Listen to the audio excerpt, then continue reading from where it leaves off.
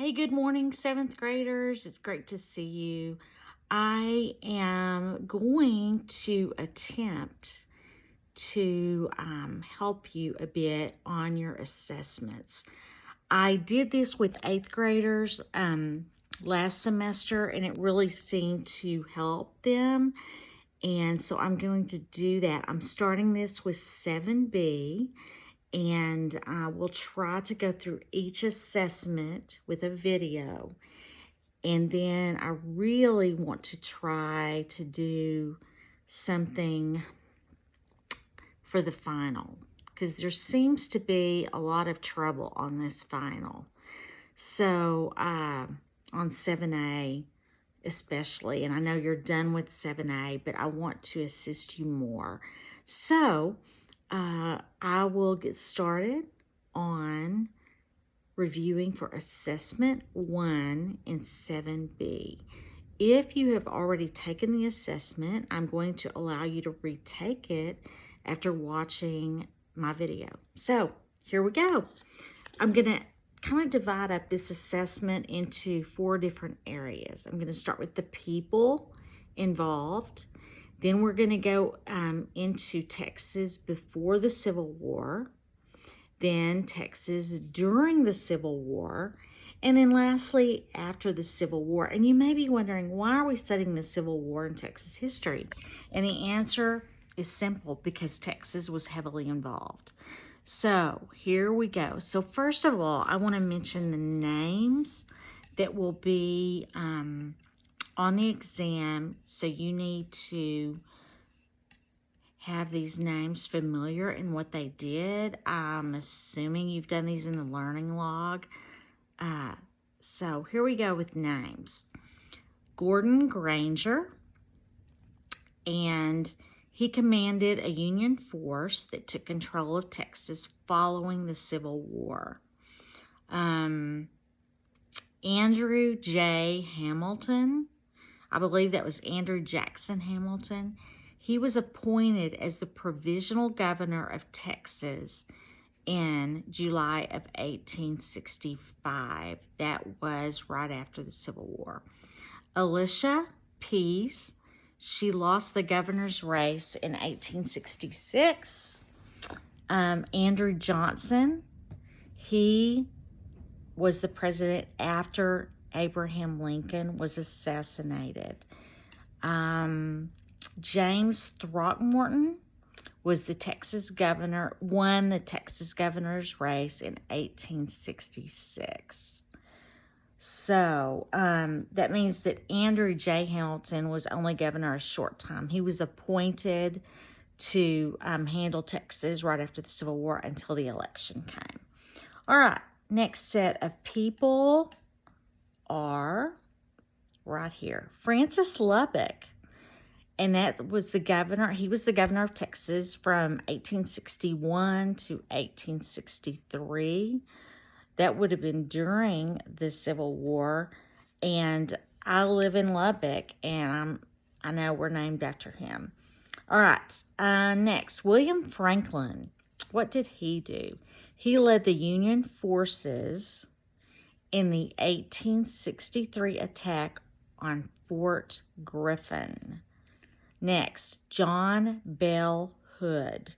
He commanded the Texas infantry in major battles. Then we have Benjamin Franklin Terry. He was the commander of the Texas Cavalry Force, and I'm quite sure was named after Benjamin Franklin. Then we have Milton Holland, and he was an African American awarded the Medal of Honor. So that kind of wraps up our matching of people. Next, we're going to go into before the Civil War. All right, here we go. If you'll bear with me. All right. What did the Confederate Army do to get soldiers?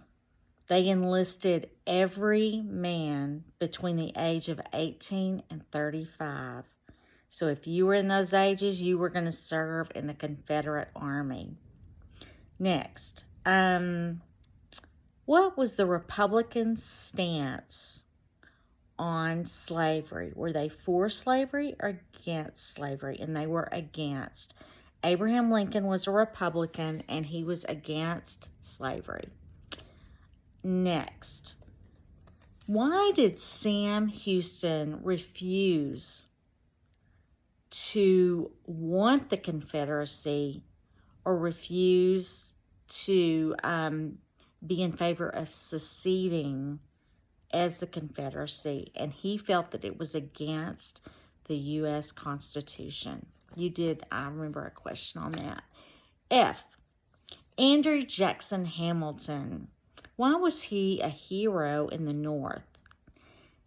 Because he was against slavery and he supported the Union even though he lived in the South. Let's see. When Texas voted on whether to secede from the Union or not, there was a majority vote to secede. Don't get the word succeed with succeed. If you succeed at something, you do well at it. That's S-U-C-E-E-D.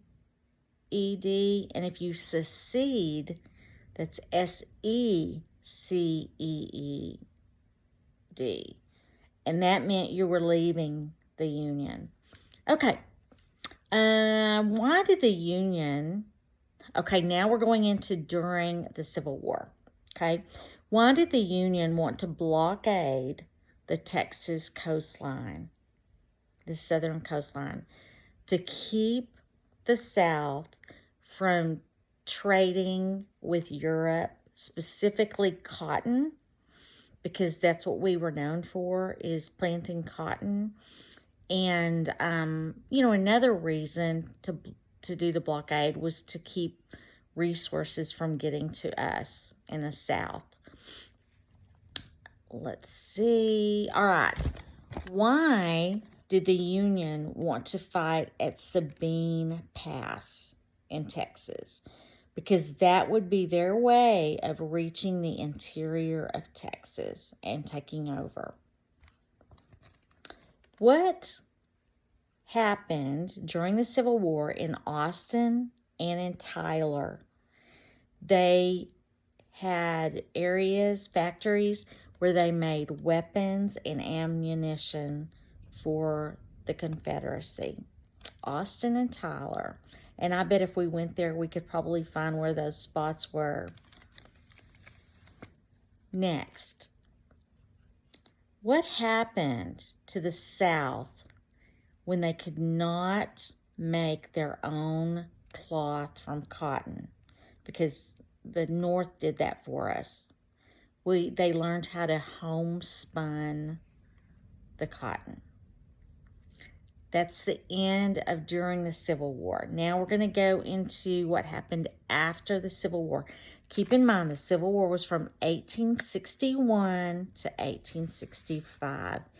As you have studied,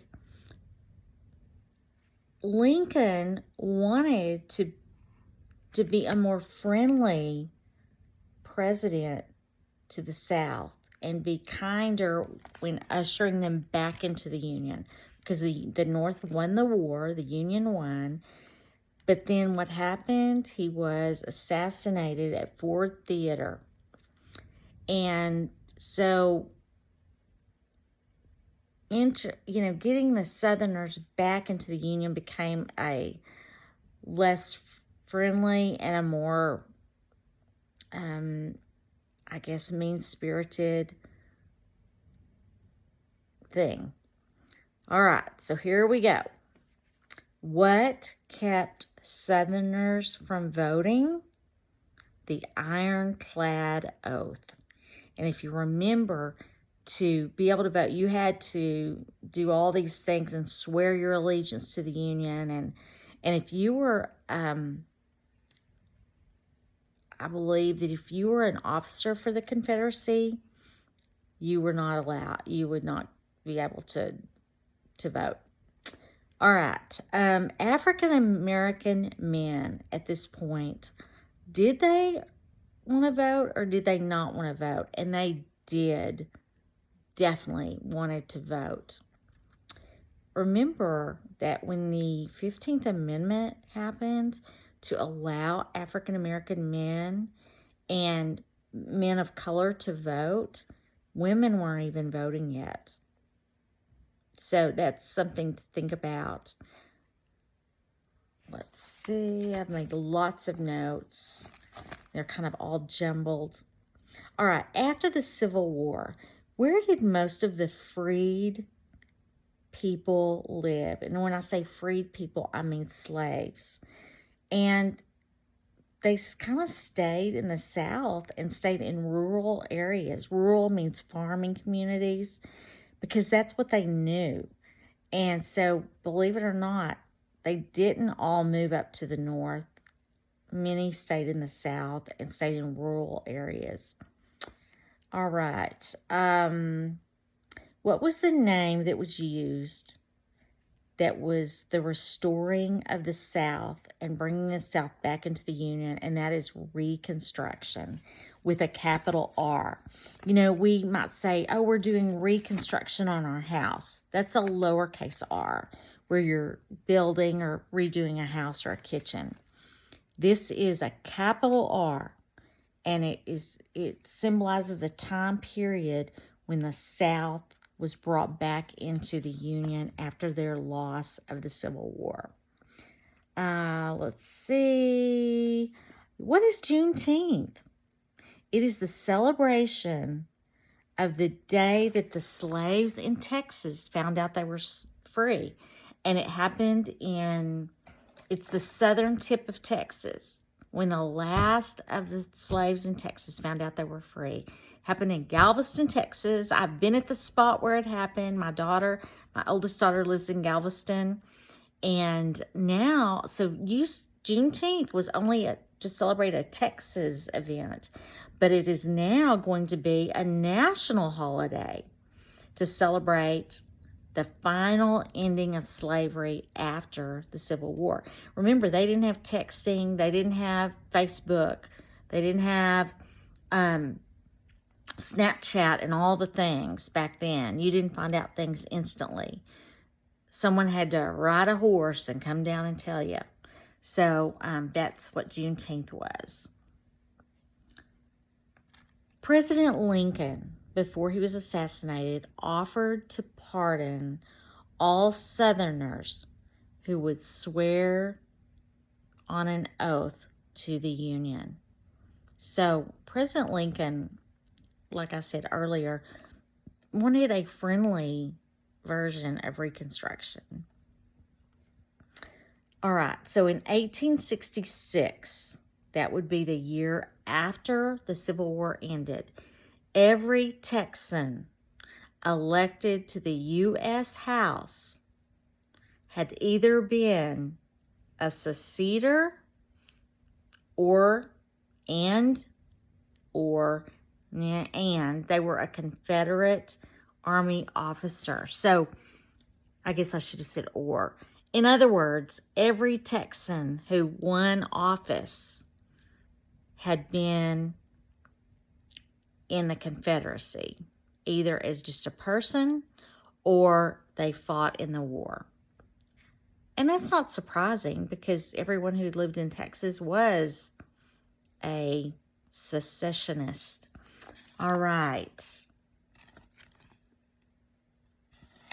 In 1866, once again, the year after, Democrats, let me tell you how many seats they won in Congress. I took a picture of this when I was researching, and I found it very interesting. So a lot of times when there's a major event happening in the world or in the United States, one party might take over because they're mad at the old party, vice versa. This has happened all of my life that I can watch and, follow everything. Okay, I finally found it. Sorry about that. So after the Civil War, when you look at the U.S. Congress, let's look and see how many Democrats there were, how many Republicans, etc. Now, so Republicans were Abraham Lincoln, they won the war. The South would have been Democrats. Basically, that's kind of a simple way of looking at it. So here's what happened. There were 226 representatives. 47 were Democrats. 173 were Republicans. So what this is saying is there was still an overwhelming winning of Republicans even after the Civil War.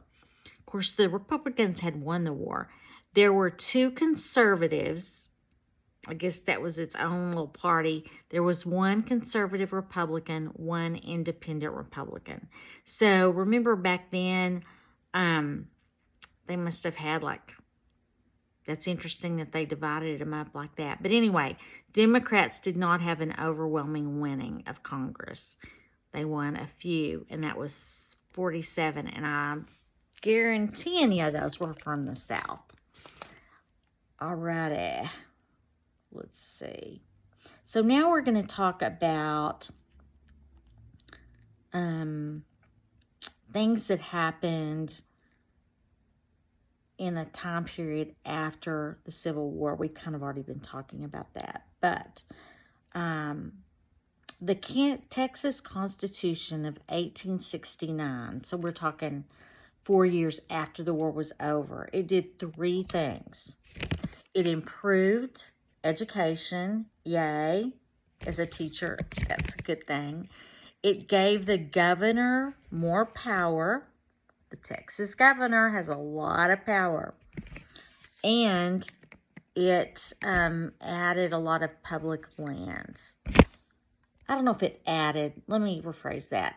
It took care of a lot of public lands. Okay. Lastly, I think I'm at the last one. I think so. Governor Ed Davis set up public schools for African Americans and whites.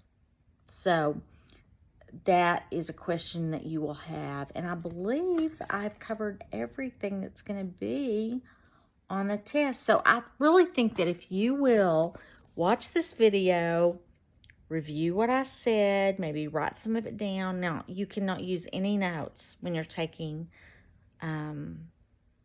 the final and not even with assessments. So I'm hoping that will help you as you get ready to take assessment number 1. Thank you. Have a great day, and I will start working on the next video very soon. Adios from Lubbock, Texas. Bye.